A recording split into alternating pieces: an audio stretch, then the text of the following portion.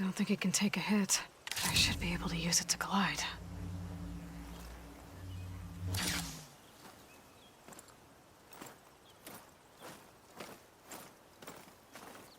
Aloy. We're still trying to sort out this mess. Seems like the Tenakth have a civil war in their hands. That sounds about right. The Marshals weren't expecting Regalla to attack. And the entire Carja delegation was slain.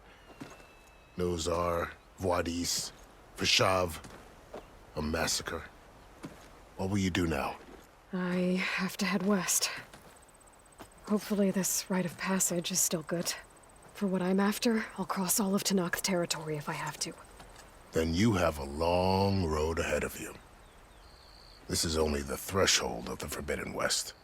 The Tenakth's true domain lies over the mountains that border Plainsong, home of the Utaru tribe. This isn't Tenakth territory? All that out there? That's no man's land. It was supposed to be neutral ground, though obviously this Regalla ignored that. Her rebels approached from the north, with all those machines they were riding. They must have made camp up that way. The rebels were riding bristlebacks. And there were bristlebacks in the Daunt. Are you saying the rebels let them into the Daunt? How would that even be possible? I don't know. But it's worth looking into. While you're at it, there were a number of Carja and Oseram who went out there before the gates were shut for the embassy. Maybe you could check in on them. See if they're all right.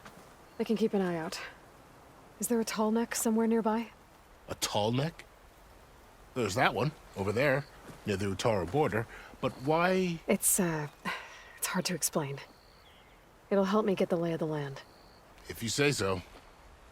Is there anything else I can tell you before you go?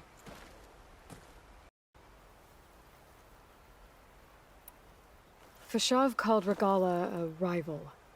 Someone that Tenakth chief should have killed. Yeah, I reckon he should have. She's obviously a huge threat. Her attack was coordinated and precise. Until you got in her way, that is. They knew the lay of the land. And they knew Fashav was going to be handed over at the embassy. If the Tenakth weren't expecting her, she must have spent months gathering an army in secret. They had to have made camp nearby. Somewhere they could lie low until the perfect moment to strike. About Fashav. The man was taken captive by the Tenakth. Survived for years out in the west, only to die just short of the Sundom. It's a cruel end for a good soldier. What will happen to him? His body will be carried back to Meridian. As a cousin of the Sun King, he will be accorded official rights and buried with honor. No soldier could ask for more.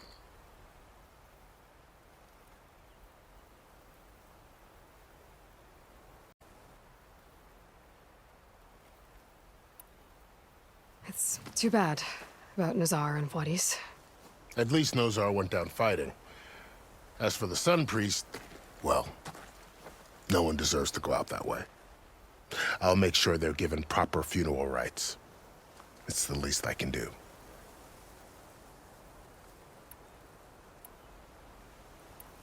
You said the Tenakth lands are far to the west. What can I expect to find between here and there? Well, as I mentioned, you've got a stretch of wilderness known as No Man's Land, and then New Taru farmlands. Past that are the Tenakth. Their territory is split into 3 clans: Desert, Lowland, and Sky. Right. I saw their banners at the embassy. The Desert clan is closest. Ooh, vicious lot. Where everyone else sees an inhospitable wasteland, they see a challenge to dominate. Somewhere beyond the desert is the tribe's capital and the territories of the other 2 clans. You don't sound certain. I've only heard the stories. During the Red Raids, the Carja army tried to push into Tenakth territory, but the United Clans rose up against them, forced them all the way back to the Daunt. So no one except the Tenakth really know what's beyond the desert. Maybe the scholars do, back in Meridian. All those scrolls have to be filled with something, right? You mentioned the Utaru tribe. Their lands are between here and the Tenakth further west? That's right. Plainsong is their home. They're a peaceful bunch, at least compared to the Tanakh. More taken to farming than fighting. It's hard to imagine a bunch of farmers surviving in the Forbidden West. Make no mistake, they have a fierceness all their own. When the Karja were pushed back during the Red Raids, their warriors chased ours through the burning fields of Plainsong.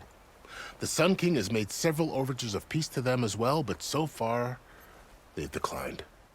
If they're so peaceful, why decline? Don't know. I heard they have their own troubles to deal with. Something about a food shortage. You'd think that'd make them open to trade, but no. They just want to be left alone. This area is no man's land. That it is. The Tanakh used to attack anyone past Barren Light on sight, but after Avad overthrew the Mad Sun King, he reached out to the other tribes to offer reconciliation. The Tanakh agreed to a neutral border zone as part of the peace talks. Karja and Oseram have been striking out into the area ever since. But now, it seems like Regala and her rebel army have moved in. Well, I'd never call no man's land safe, even in the best of times. The ancient ruins of the Southwest are a testament to that. Remnants of some forgotten war. You said there were others who went out when the gates were open before. Like who? Well, in addition to the salvagers that just went through, there were a couple of other parties of Oseram Delvers. Even saw 2 Karja scholars trekking southwest with an Oseram crew. Not sure if they're exceptionally brave or just foolhardy.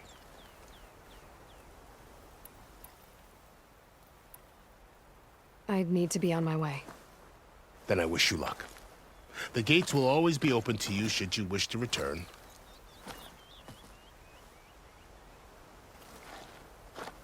And don't worry about your friends. We'll get them patched up.